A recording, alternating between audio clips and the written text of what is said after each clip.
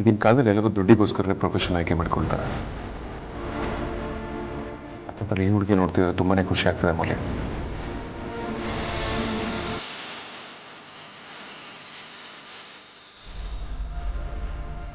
ಒಳ್ಳೆ ಸೇವೆ ಮಾಡಬೇಕು ಅನ್ನೋ ಮನೋಭಾವನೆಯಲ್ಲೇ ಈ ಹುಡುಗಿ ಪ್ರೊಫೆಷನ್ ಆಯ್ಕೆ ಮಾಡಿದಾಳೆ ಅನ್ಸುತ್ತೆ. ನಮ್ಮ ಧ್ರುವನ್ಗೆ ಇವಳಿಗಿನ ಸೇವೆ ಮಾಡ್ತೀವಿ ಅನ್ನೋ ಸಿಗೋದಕ್ಕೆ ಸಾಧ್ಯನೇ ಇರ್ತಿರಲಿಲ್ಲ.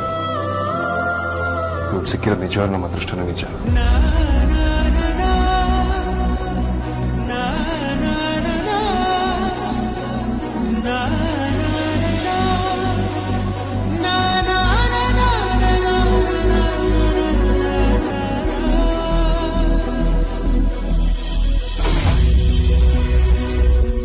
ಸಿಸ್ಟರ್ ತಗೊಳ್ಳಿ, ಇದು ನನ್ನ ಕಡೆಯಿಂದ ನಾನು ನಿಮ್ಗೆ ಕೊಡ್ತಿರೋ ಗಿಫ್ಟ್. ಅಯ್ಯೋ, ನಂಗೆ ಮನೆ ಕೊಡೋದೇ ಇಲ್ಲ, ನಂಗೆ ಬೇಡ. I am extremely sorry sister. ನಾನಿದ್ರೆ ನೀವು ಮಾಡ್ತಿರೋ ಸೇವೆ ಕೊಡ್ತೀನಿ ಅಂತ ದಯವಿಟ್ಟು ಅಂದ್ಕೊಳ್ಬೇಡಿ. ನೀವು ನನ್ನ ತಮ್ಮನ ಕೇರ್ ಮಾಡ್ತಿರೋ ನನಗೆ ಬಹಳ ಇಷ್ಟ ಆಯ್ತು, ಅದಕ್ಕೋಸ್ಕರ ಪ್ರೀತಿಯಿಂದ ಕೊಡ್ತೀನಿ ಅಷ್ಟೇ. It's my duty. ಡ್ಯೂಟಿಗೆ ಮನೆ ಸಿಗದು ಸಾಕು. ನಾನು ನಿಮ್ಮನ್ನ ಸಿಸ್ಟರ್ ಅಂದಮೇಲೆ ನೀವು ನನ್ನ ಅಣ್ಣ ಅಂತ ಅಂದ್ಕೊಳ್ಳಿ, ಇಲ್ಲ ಅಂತ ಹೇಳ್ಬೇಡಿ. ದಯವಿಟ್ಟು ತಗೊಳ್ಳಿ. ಸಿಸ್ಟರ್, ನಮ್ಮ ಹುಡುಗ ಎಲ್ರಿಗೂ ನಾನ್ ನಿಮ್ಮ ಅಣ್ಣ, ನೀವು ನನ್ನ ತಂಗಿ ಅಂತ ಹೇಳಿದ್ ತುಂಬಾ ಕಮ್ಮಿ. ಅವ್ರ ಸ್ವಂತ ತಂಗಿ ಆದ್ಯ, ನನ್ನ ತಂಗಿರು ಅದಿತಿ, ಅಂಜು ಬಿಟ್ರೆ ಇನ್ಯಾರಿಗೂ ಆ ಸ್ಥಾನ ಕೊಟ್ಟಿಲ್ಲ. ಅದಕ್ಕೆ ನೀವೊಂದ್ಸಲ ಗಟ್ಟಿ ಮನ್ಸು ಮಾಡ್ಕೊಂಡು ಪ್ರೀತಿಯಿಂದ ಇಸ್ಕೊಳ್ಳಿ. ಆ ಬಜರಂಗಿ ಯಾವಾಗ್ಲೂ ನಿಮ್ ಜೊತೆನೇ ಇರ್ತಾನೆ.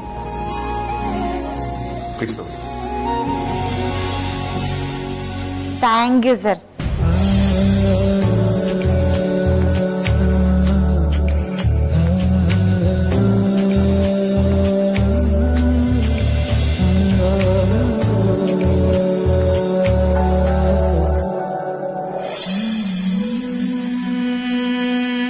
ಕಷ್ಟ ಸುಖದಲ್ಲಿ ಭಾಗಿಯಾಗೋದಕ್ಕೆ ಫ್ಯಾಮಿಲಿ ಅಂತ ಹೇಳೋದು. ಅಮ್ಮು ಅಕ್ಕ ಲಾಸ್ಟ್ ಟೈಮ್ ನಮ್ಮ ಮನೆಗೆ ಬಂದಾಗ ದಿನಸಿ ತರಿಸ್ಕೊಟ್ಟಿದ್ಲು. ಅದಕ್ಕೂ ಮುಂಚೆ ಜೀರಿಗೆ ಡಬ್ಬದಲ್ಲಿ ದುಡ್ಡಿಟ್ಟು ಹೋಗಿದ್ಲು. ಈಗ ಬಾವ ದುಡ್ಡು ಕೊಟ್ರು. ಅವರಿಬ್ರು ಒಂಥರ ನಮ್ಮ ಫ್ಯಾಮಿಲಿಗೆ ಆಗ್ಲಿಂದನೂ ಸಹಾಯ ಮಾಡ್ತಾನೆ ಇದಾರೆ.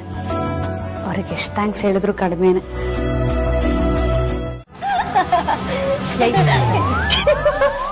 ಏಯ್ ಅದಿತಿ, ಯಾಕೆ ಇವತ್ತು ಇಷ್ಟು ಲೇಟಾಗಿ ಬರ್ತಿದ್ಯಾ? ಏನ್ ಸಮಾಚಾರ? ಹಾ ಅಮ್ಮ, ಅದು ಪ್ರಾಕ್ಟೀಸ್ ನಡೀತಾ ಇತ್ತು. ಪ್ರಾಕ್ಟೀಸ್ ನಡೀತಾ ಟೈಮ್ ಹೋಗಿದ್ದೆ ಗೊತ್ತಾಗ್ಲಿಲ್ಲ. ಸುಳ್ಳು ಹೇಳ್ತಿಲ್ಲ ತಾನೆ? ನಾನ್ ಯಾಕಮ್ಮ ಸುಳ್ಳು ಹೇಳಿ? ನನ್ ಮೇಲೆ ಅಷ್ಟು ನಂಬಿಕೆ ಇಲ್ವಾ? ಏಯ್, ಮಗಳು ನಮ್ಮವಳಾದ್ರು ಮಗಳು ವಯಸ್ಸು ನಮ್ಮದಲ್ಲ, ಅದಕ್ಕೆ ಕೇಳ್ದೆ. ಅಂದ್ರೆ ಈ ವಯಸ್ಸಿನ ಮಕ್ಕಳು ಸಮಯಕ್ಕೆ ಸರಿಯಾಗಿ ಮನೆಗೆ ಬರ್ಬೇಕು ಅಂತ ಹೇಳ್ದೆ ಅಷ್ಟೆ.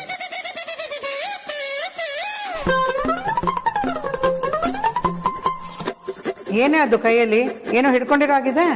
ಐರನ್ ಮಾಡಕ್ ಕೊಟ್ಟಿದ್ ಬಟ್ಟೆನಮ್ಮ.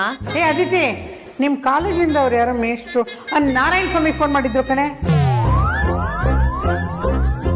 ಅಯ್ಯೋ, ಈ ಮನುಷ್ಯ ಯಾಕೆ ಕಾಲ್ ಮಾಡಿದ್ದ? ಬಗ್ಗೆ ಏನಾದ್ರೂ ಫಿಟ್ಟಿಂಗ್ ಇಟ್ಟಿದ್ದಾನ ಹೇಗೆ?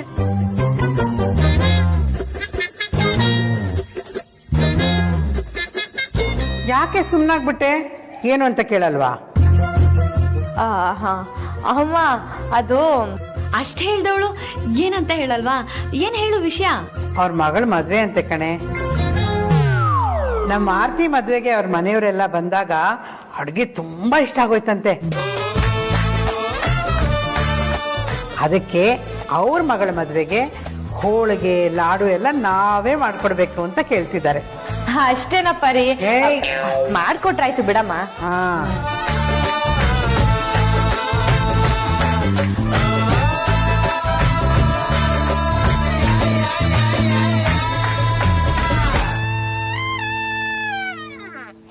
ಇದಕ್ಕೆ ಜಸ್ಟ್ ಮಿಸ್ ಅನ್ನೋದು.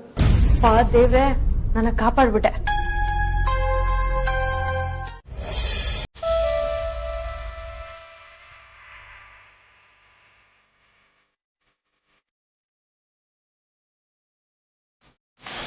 ಡಿಸ್ಕಸ್ಟಿಂಗ್. ವಾಟ್ ನಾನ್ಸೆನ್ಸ್ ಬಜಾಯ್. ಕ್ಲಾಸ್ ಮಾಸ್ ಎಲ್ಲ ಮಿಕ್ಸ್ ಮಾಡಿ ಉಪ್ಪಿಟ್ಟು ಮಾಡ್ಬಿಡಿದ್ಯಾ?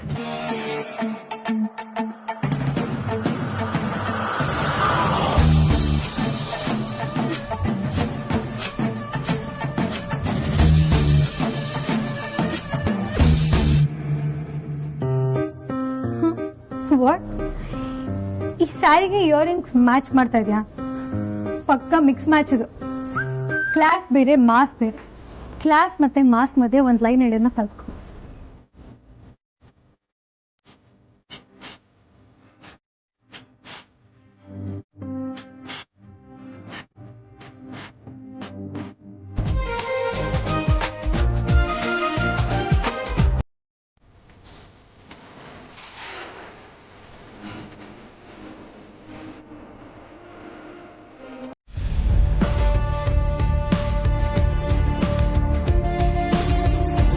ನಾನು ನಿನ್ಗೊಂದು ಫೋಟೋ ಕಳಿಸ್ತಾ ಇದ್ದೀನಿ. ಅವಳು ಪ್ರೆಗ್ನೆಂಟ್.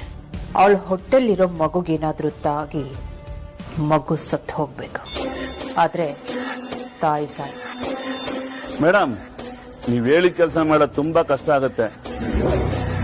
ತಾಯಿ ಪ್ರಾಣಕ್ಕೆ ಗ್ಯಾರಂಟಿ ಕೊಡಲ್ಲ, ಆದ್ರೆ ಅವಳು ಹೊಟ್ಟೆಗಿರೋ ಮಗುನ ಚುಚ್ಚಿ ಚುಚ್ಚಿ ಸಾಯಿಸ್ತೀನಿ. ಬೇಡ ಬೇಡ, ಆ ಥರ ಎಲ್ಲ ಆಗಬಾರ್ದು. ನೋಡೋರ್ಗೆ ಇದು ಮರ್ಡರ್ ಅಟೆಂಪ್ಟ್ ಅಂತ ಅನ್ನಿಸ್ಬಾರ್ದು. ಅದೆಲ್ಲ ದೊಡ್ಡ ರಿಸ್ಕ್. ಆ ತರ ಮಾಡೋದು ತುಂಬಾ ರಿಸ್ಕ್ ಮೇಡಮ್. ಸ್ವಲ್ಪ ಕಷ್ಟ ಆಗುತ್ತೆ, ಆದ್ರೆ ರಿಸ್ಕ್ ತಗೊಂಡ್ರೆ ಮಾಡೇ ಮಾಡ್ತೀನಿ. ಸ್ವಲ್ಪ ದುಡ್ಡು ಜಾಸ್ತಿ ಆಗುತ್ತೆ. ದುಡ್ಡಿನ ಬಗ್ಗೆ ತಲೆ ಕೆಡಿಸ್ಕೊಬೇಡಿ, ಅದೆಲ್ಲ ನಾನ್ ನೋಡ್ಕೊಳ್ತೀನಿ. ಆದ್ರೆ ಕೆಲಸ ಮಾತ್ರ ಕರೆಕ್ಟ್ ಆಗಿ ಆಗ್ಬೇಕು. ಸರಿ ಮೇಡಮ್, ತಾಯಿ ಪ್ರಾಣಕ್ಕೆ ತೊಂದರೆ ಆಗದ ರೀತಿ ಕೆಲಸ ಮಾಡಕ್ ಟ್ರೈ ಮಾಡ್ತೀನಿ. ಒಂದು ವೇಳೆ ಆಗ್ಲಿಲ್ಲ ಅಂದ್ರೆ ಏನು ಮಾಡಕ್ಕಾಗಲ್ಲ ಮೇಡಮ್. ಆಗ್ಲಿಲ್ಲ ಅಂದ್ರೆ ಅವಳು ಪಡ್ಕೊಂಡ್ ಬಂದಿರೋದಷ್ಟೇ.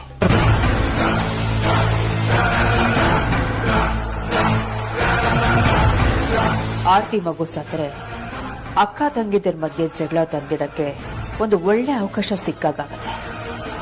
ಯಾವುದೇ ಕಾರಣಕ್ಕೂ ನಾನೇ ಅವಕಾಶನ ಮಿಸ್ ಮಾಡ್ಕೋಬಾರ್ದು.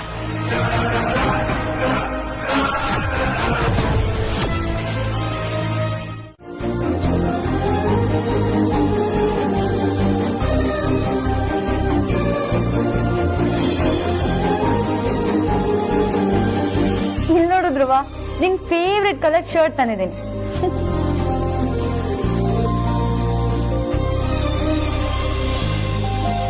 ಧ್ರುವ, ನಿನ್ನೆ ವೇದನ್ ಭಾವ ಕೊಟ್ಟಿದ್ದ ದುಡ್ಡಲ್ಲಿ ಈ ಶರ್ಟ್ ನ ತಂದೆ. ಓಯ್ ಧ್ರುವ, ನಾನು ನಿನ್ ತರನೇ ಗೊತ್ತಾ, ಮೊದ್ಲು ಮನೆಯವ್ರ ಬಗ್ಗೆ ಯೋಚನೆ ಮಾಡ್ತೀನಿ, ಆಮೇಲೆ ನನ್ನ ಬಗ್ಗೆ ಯೋಚನೆ ಮಾಡ್ತೀನಿ. ನಾವು ಚೆನ್ನಾಗಿರೋದಕ್ಕಿಂತ ಮುಂಚೆ ನಮ್ ಮನೆಯವ್ರು ಚೆನ್ನಾಗಿರ್ಬೇಕಲ್ವಾ? ಭಾವ ಕೊಟ್ಟ 5,000ದಲ್ಲಿ 3,000 ಅಮ್ಮಂಗ್ ಕೊಟ್ಟೆ. ಇನ್ನ 2,000ದಲ್ಲಿ ನಿನ್ ಫೇವ್ರೆಟ್ ಕಲರ್ ಶರ್ಟ್ ತಂದಿದ್ದೀನಿ. ನಿಂಗೆ ಈ ಕಲರ್ ತುಂಬಾ ಚೆನ್ನಾಗಿ ಸೂಟ್ ಆಗುತ್ತೆ, ಅದಕ್ಕೆ ನಿಂಗೆ ಬ್ಲೂ ಕಲರ್ ಅಂದ್ರೆ ಸಿಕ್ಕಾಪಟ್ಟೆ ಇಷ್ಟ ಆಗುತ್ತೆ ಅನ್ಸುತ್ತೆ ಅಲ್ವಾ? ಸಿಸ್ಟರ್, ಈ ಶರ್ಟ್ ಎಲ್ಲಿತ್ತು? ಇದಕ್ಕೂ ಮುಂಚೆ ಧ್ರುವನ್ ಹತ್ರ ಈ ಶರ್ಟ್ ನಾನು ನೋಡಿಲ್ಲ ಅಲ್ಲ.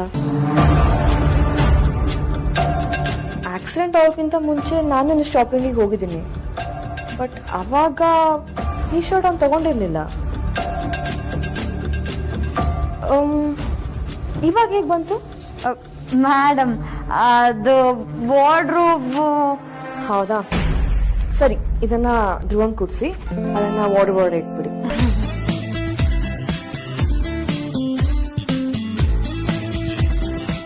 ಅಪ್ಪ, ಅಂತೂ ಬಡ ಜೀವ ಬದುಕ್ತು.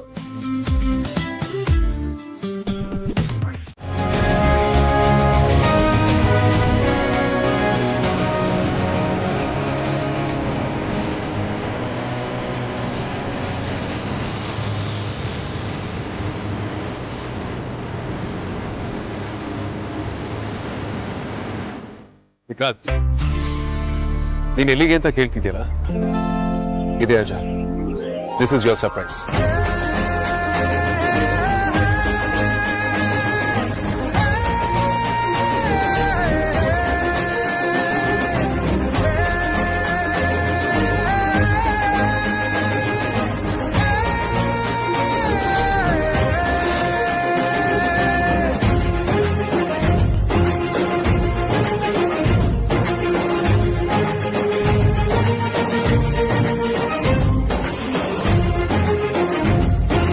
ಬಾಬಾ, ನಮ್ಮನ್ನ ಯಾಕೆ ಇಲ್ಲಿ ಕರ್ಕೊಂಡ್ ಬಂದಿದ್ದೀರಾ? ನಾನ್ ಯಾವತ್ತೂ ಈ ಜಾಗ ನೋಡೇ ಇಲ್ವಲ್ಲ. ಯಾಕೆ ಅಂತ ಗೊತ್ತಾಗುತ್ತೆ. ಅಲ್ಲಿ ನೋಡು.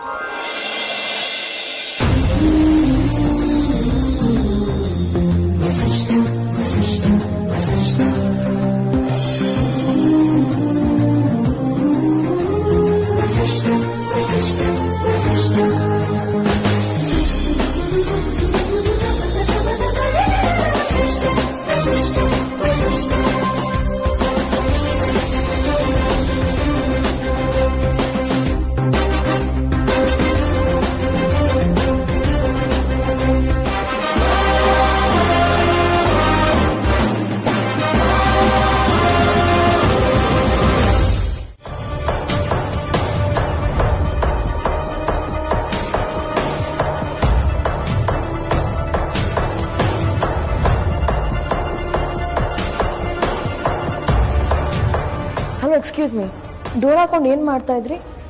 ಸಾಂಗ್ ಬೇರೆ ಕೇಳಿಸ್ದಂಗಿತ್ತು. ಸಾಂಗ್ ಹಾಕೊಂಡು ಡ್ಯಾನ್ಸ್ ಮಾಡ್ತಾ ಇದ್ರಾ?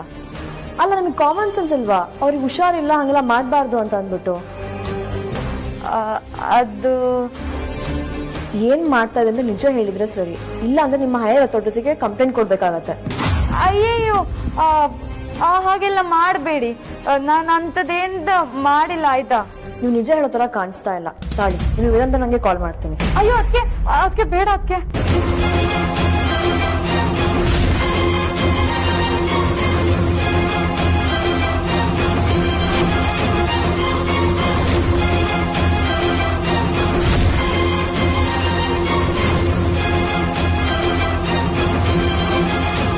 ಅದಿತಿ, ನೀನಾ?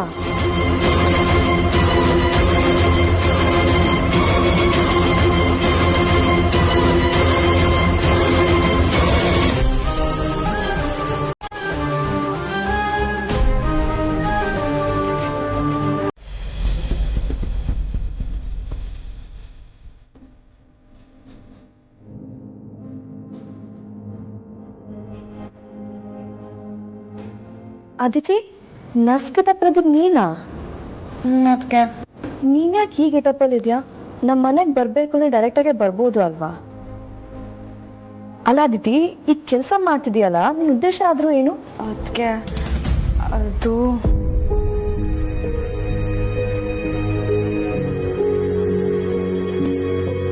ಅದಿತಿ, ನೀನೇನಾದ್ರೂ ಧ್ರುವನ ಇಷ್ಟಪಡ್ತಾ ಇದೆಯಾ?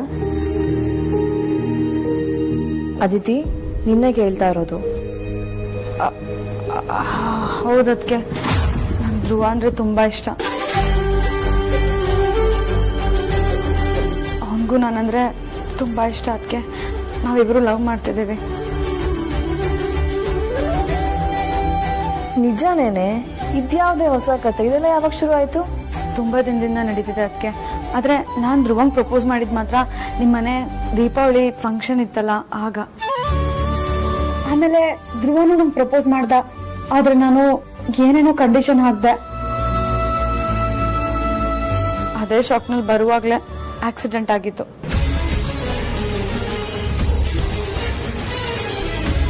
ನಾವಿಬ್ರು ಮದ್ವೆ ಆದ್ಮೇಲೆ ನಿಮ್ ಮನೇಲಿ ಇರೋದು ಬೇಡ ಧ್ರುವ. ನಾವಿಬ್ರು ನಮ್ಮ ಮನೆಗೆ ಹೋಗ್ಬಿಡೋಣ.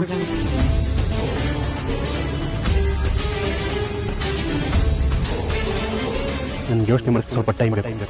ನಾನು ಈಗ ಆಫೀಸ್ ಹೋಗಿ ವಿಷಯದ ಡಿಸ್ಕಸ್ ಮಾಡಿ ನಿಂಗೆ ಕಾಲ್ ಮಾಡ್ತೀನಿ. ಓಕೆ, ಹಾಗಿದ್ರೆ ಧ್ರುವ ಇಷ್ಟಪಟ್ಟಿದ ಹುಡುಗಿ ನೀನೇನಾ?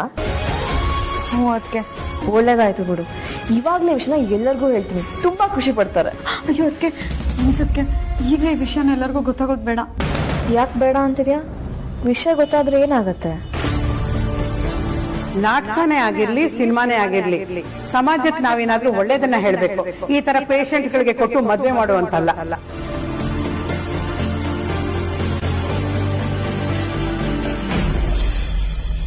ಅಕ್ಕ, ಬೇಗನೆ ವರ್ಕಿಂಗ್ ಪ್ರೊಸೆಸ್ ಮುಗಿಯುತ್ತಂತೆ. ಇನ್ನೊಂದ್ ಸ್ವಲ್ಪ ತಿಂಗಳಲ್ಲಿ ಸ್ಕೂಲ್ ಇನಾಗ್ರೇಷನ್ ಪೂಜೆ ಇಟ್ಕೋತಾರಂತೆ. ಈ ಇನಾಗ್ರೇಷನ್ ಪೂಜೆ ಬಗ್ಗೆ ನಿನ್ ಒಪಿನಿಯನ್ ಏನೋ? ಇದ್ರಲ್ಲಿ ನನ್ನ ಒಪಿನಿಯನ್ ಏನಿಲ್ಲ ಅಮ್ಮು. ಬಾಬಾ ಹೇಗೆ ಹೇಳ್ತಾರೋ ಹಾಗೇನೆ.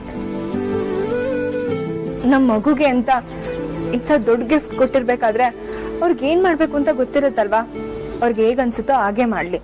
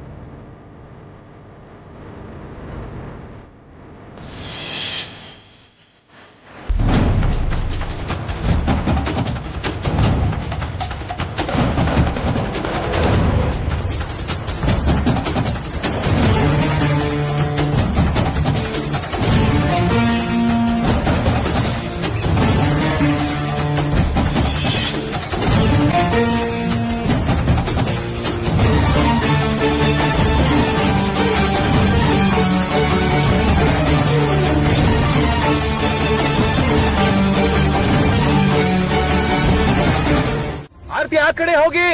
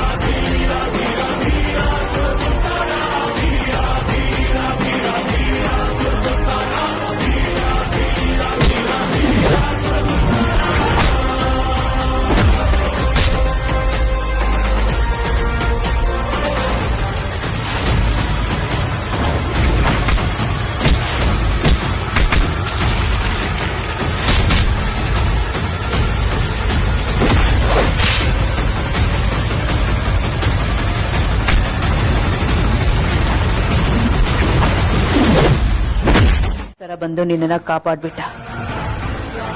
ಗಿಲ್ಲ ಅಂದ್ರೆ ಗಿಷ್ಟೊದ್ಗಾಗ್ಲೇ ನೀನು ನಿನ್ ಮಗು ಶಿವನ್ ಪಾದ ಸೇರುತ್ತಿದ್ರಿ. ಬಾಬಾ ನನ್ ಪಾಲಿಗೆ ನೀವು ದೇವ್ರಾಗ್ಬಿಟ್ರಿ. ಆರ್ತಿ ಏನ್ ಮಾಡ್ತಿದ್ದೀರಾ ನೀವು? ನೀವು ಹೀಗೆಲ್ಲ ಮಾಡಬಾರ್ದು. ಹೆಣ್ಮಕ್ಳು ಕಣ್ಣೀರ್ ಹಾಕೋದು ಮನೆಗೆ ಶ್ರೇಯಸ್ಸಲ್ಲ. ಅಷ್ಟಕ್ಕೂ ನಾನು ಕಾಪಾಡಿರೋದು ಯಾರನ್ನ? ನನ್ನ ತಮ್ಮನ ಹೆಂಡ್ತೀನಿ, ಅಂದ್ರೆ ನಿಮ್ಮನ್ನ. ಆರ್ತಿ, ನೀವು ಕೂಡ ನನ್ನ ತಂಗಿ ಇದ್ದಾರೆ. ಅಣ್ಣ ತಂಗಿನ ಕಾಪಾಡೋದಕ್ಕೆ ಥ್ಯಾಂಕ್ಸ್ ಹೇಳೋದು ಸರಿನಾ? ನಾನು ನನ್ನ ಡ್ಯೂಟಿ ಮಾಡಿದ್ದೀನಿ ಅಷ್ಟೇ.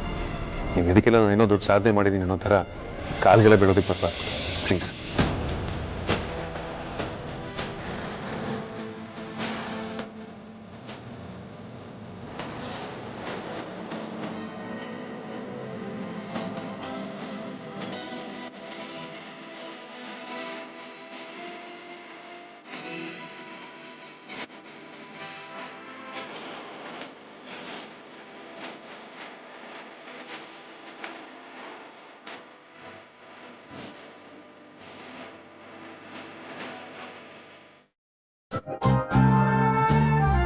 ಫೈನಲಿ ನನ್ನ ಹೆಂಡತಿ ಇಷ್ಟಪಡೋ ಬಿಸಿ ಬೆಳೆ ಬಾತ್ ರೆಡಿ.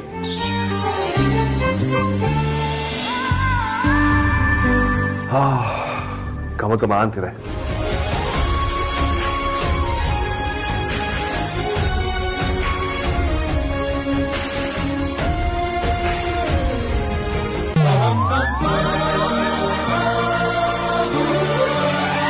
ಓ ಗಾಡ್ ಅಗ್ರಜ, ಇದನ್ ಫೇವರೇಟ್ ಶರ್ಟ್ ಆರ್ತಿ ಅವ್ರು ಗಿಫ್ಟ್ ಮಾಡಿರೋದು. ಡೋಂಟ್ ವರಿ ವಿಕಾಂತ್, ಈ ತರದ ಫುಡ್ ಸ್ಟೇನ್ಸ್ ಗಳಿಗೆ ನನ್ನ ಹತ್ರ ಸೊಲ್ಯೂಷನ್ ಇದೆ. Wait a minute.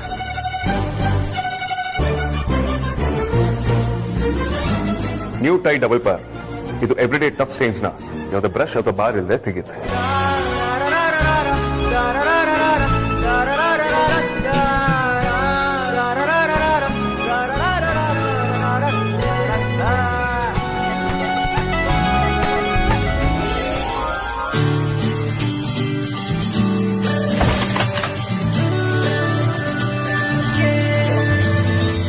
ಥ್ಯಾಂಕ್ಸ್ ಅಗ್ರಜ.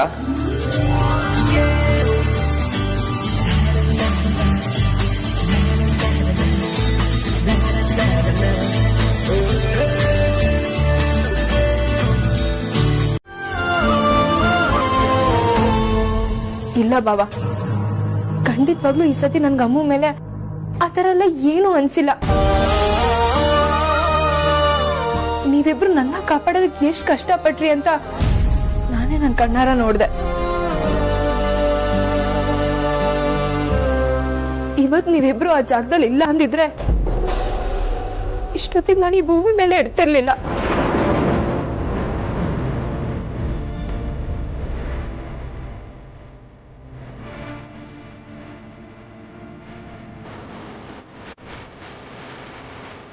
ಇಷ್ಟು ದಿನ ನಾನು ಅಮ್ಮ ಮೇಲೆ ಅನುಮಾನ ಪಟ್ಟಿದ್ದೆ ತಪ್ಪು ಬಾಬಾ. ಇನ್ಮೇಲೂ ಅನುಮಾನ ಪಟ್ರೆ ಆ ದೇವ್ರು ಕೂಡ ನನ್ನ ಕ್ಷಮಿಸಲ್ಲ. ಇನ್ ಮುಂದೆ ನನ್ನ ಕಡೆಯಿಂದ ಯಾವ ರೀತಿನೂ ಮನಸ್ತಾಪ ಬರ್ದಿರೋ ತರ ನಾನು ನೋಡ್ಕೊತೀನಿ ಬಾಬಾ. ನನ್ನಿಂದ ಏನಾದ್ರೂ ತಪ್ಪಾಗಿದ್ರೆ ಬಿಟ್ಟು ನನಗೆ ಕ್ಷಮಿಸ್ಬಿಡಿ.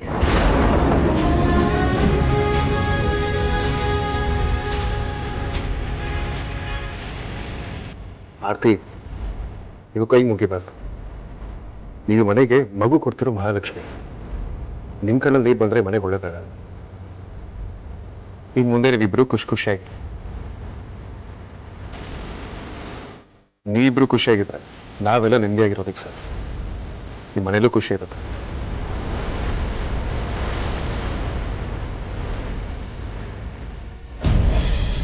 ಅಕ್ಕ, ನಿಂಗೆ ಮನಸ್ತಾಪ ಬರ್ತಿರೋ ಥರ ನೋಡ್ಕೋತೀನಿ ಅಂದೆಲ್ಲ, ಆ ಮಾತು ಕೇಳಿ ತುಂಬ ಖುಷಿ ಆಯಿತು ಕಣೆ. ನಾನು ಅಷ್ಟೇ ಅಕ್ಕ, ಇನ್ಮೇಲಿಂದ ಮನಸ್ತಾಪ ಬರ್ದಿರೋ ಥರ ನೋಡ್ಕೋತೀನಿ.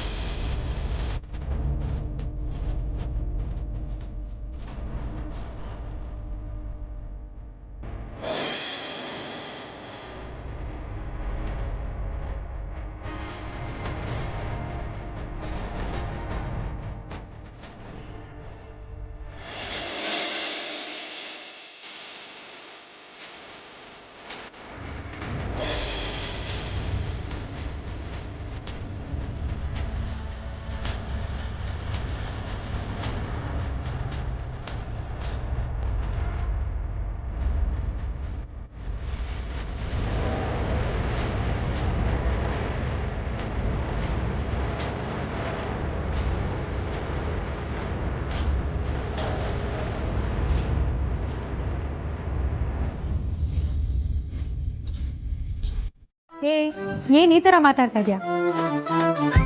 ಹುಷಾರಿಲ್ಲ, ಆಫೀಸಿಗೆ ಬರಕ್ಕಾಗಲ್ಲ ಅಂದ್ರೆ ಮನೆಯಿಂದನೇ ಕೆಲಸ ಮಾಡಿ ಅಂತೀರಾ.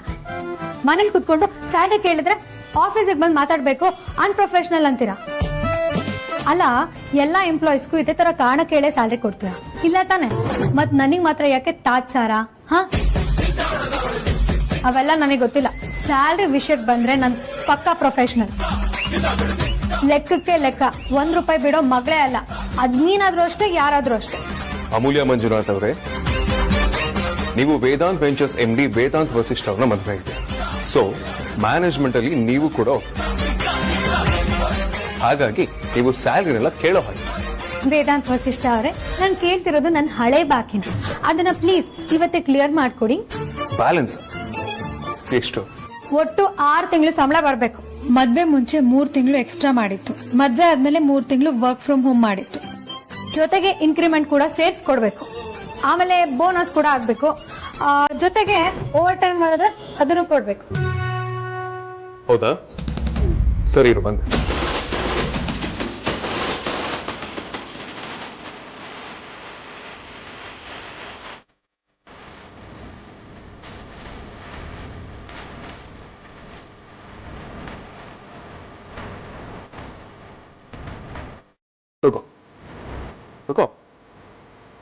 ಇದೆಲ್ಲ ನಂದೆ.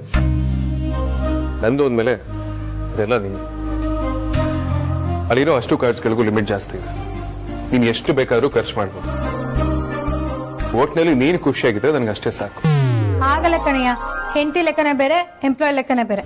ಎಲ್ರಿಗೂ ಹೆಂಗ್ ಸ್ಯಾಲ್ರಿ ಕೊಡ್ತೀರೋ ನನಗೂ ಹಂಗೆ ಕೊಡಿ. ಮಜಾರಿ, ನಿನಗೆ ಡೆಬಿಟ್ ಕಾರ್ಡ್ ಕ್ರೆಡಿಟ್ ಕಾರ್ಡ್ ಎರಡೂ ಕೊಟ್ಟಿದ್ದೀನಿ, ಅಂದ್ರೂ ಸ್ಯಾಲ್ರಿ ಬಡ್ಕೊಂತಿದ್ಯಲ್ಲ. ಯಾಕೆ ನಂದು ನಿಂದು ಅಂತ ಭೇದ ಭಾವ ಮಾಡ್ತಿದ್ಯಾ? ಹಾಗಲ್ಲ ವೇದಾಂತ್, ನಾನು ನಿನ್ ಹೆಂಡತಿಯಾಗಿ ನೀನ್ ದುಡ್ಡಲ್ಲಿ ಎಷ್ಟು ಬೇಕಾದ್ರೂ ಖರ್ಚು ಮಾಡ್ಬೋದು. ಆದ್ರೆ ಪರಿಮಳ ಮಂಜುನಾಥ್ ಮಗಳಾಗಿ ನಂಗೆ ಹಾಗೆ ಖರ್ಚು ಮಾಡೋದಕ್ಕೆ ಮನ್ಸು ಬರ್ತಾ ಇಲ್ಲ. ಅದಕ್ಕೆ ನನ್ನ ಸ್ಯಾಲ್ರಿನೇ ನಾನು ಕೇಳ್ತಾ ಇರೋದು. ನನಗೆ ನನ್ನ ಸ್ಯಾಲ್ರಿ ಸಿಕ್ಕಿದ್ರೆ ಸಾಕು. ಮಜಾರಿ, ನಿನಗೇನಾದ್ರು ದುಡ್ಡಿನ ಅವಶ್ಯಕತೆ ಇದ್ರೆ ನನಗೆ ಕೇಳು, ಎಷ್ಟಾದ್ರೂ ನಾನು ಕೊಡ್ತೀನಿ.